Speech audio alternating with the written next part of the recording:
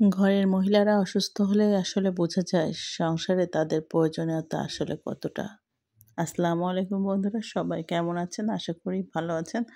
আলহামদুলিল্লাহ মোটামুটি ভালো আছি, খুব ভালো আছি এটা বলবো না। আসলে শরীরটা ভীষণ খারাপ, সকাল থেকে প্রচুর মাথা ব্যথা হচ্ছিল। তো আমাদের অসুস্থতা হলে যেটা হয় আর কি, ঘুম থেকে উঠতে এমনিতে দেরি হয়ে গেছে, নাস্তা তো তৈরি করতে পারিনি মাথা ব্যথার কারণে। তো ঘরে ছিল আমাদের জীবনসঙ্গী ডিম আর কি, এটা না হলে আমাদের চলেই না। দেখবেন ডিম হলো বিপদের আপদের সব কিছুর বন্ধু হলো ডিম। ডিম যখনই বিপদে পড়বেন, কিছু নাই, তখন ডিম ভাইজে খাইতে পারবেন। তো আর রুমে ছিল পাউরুটি, তো আর আমারে কে সামলাই, তা ডিম আর পাউরুটি দিয়েই আজকে নাস্তা চালায় দেবো পোলানে। তো একটু যদি চালাকি করা যায় তাহলেই হয় আর কি। ডিম আর পাউরুটির সাথে যদি একটু সুন্দর করে ডেকোরেশন হয়ে যায় তাহলে কিন্তু ওরা স্যান্ডউইচ মনে করে খেয়ে নেবে। তো ওই জন্য জামাইকে আগে দিতাছি, তারপর পোলান রে নাই পরেই দিমো। তো জামাইরে এখন ডিম আর পাউরুটিটাও হালকা ভেজে নিয়েছিলাম আর কি, গরম করে নিয়েছিলাম, তেল দিইনি, শুধু শুকনা করে গরম করে নিয়েছিলাম। টোস্টারে দিয়ে চাইছিলাম, তো টোস্টারটা নাকি বেশি শক্ত হয়ে যায়, এই জন্য আর কি এখানে দিয়ে দিলাম, তাওয়াতেই করে নিয়েছিলাম। আর এদিকে আমার জামাই তো নাস্তা দেখে একটু ভ্যাটকা ভ্যাটকা মারতেছে, মন করতেছে এটা খাবো খাবো, রুটি ছাড়া তো সে কিছুই বোঝে না। তারপরে দিছি, এখন খাইছে, কিছু করার নাই।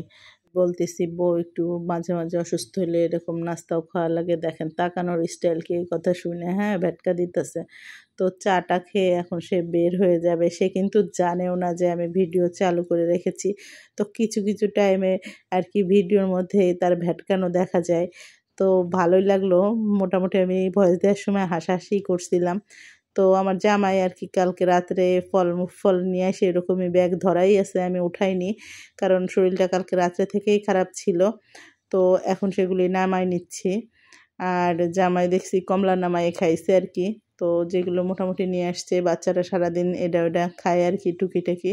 তো টেবিলে ওইগুলি পরিষ্কার করে রাখলে হয় কি ওরা ইচ্ছা মতো খাইতে পারে। আর যদি আমি ফ্রিজে উঠায় রাখি তাহলে ফুলহানে এগুলি ধরেও না আর কি। এই জন্য টেবিলে থাকে, আর টেবিল থেকে ওরা ঠিক মতো খেয়ে নেয়। আর বিস্কুট চানাচুরগুলি আমি এখন উঠায় নেব। তো পাউরুটিটা টেবিলে রেখে দেবো, যেহেতু টেবিলে না রাখলে আসলে ডেট এক্সপায়ার্ড হয়ে যাবে। আর এগুলি উঠায় নেব বিস্কুট রাখার জন্য। এদিকে দেখেন নিয়াল কিভাবে গেম খেলতে বসছে, ও সব সময় কোনো কোনো খেলাই করতে থাকে। আর আমি যতই গুছাই ততই এলোমেলো করে। আর একটা সুন্দর গোছানো ঘর সবাই পছন্দ করে। তো মোটামুটি বাচ্চা নিয়ে যেটুকু পারি সেটুকুই করি রে ভাই, অত সুন্দর আমি গুছাতে পারি না।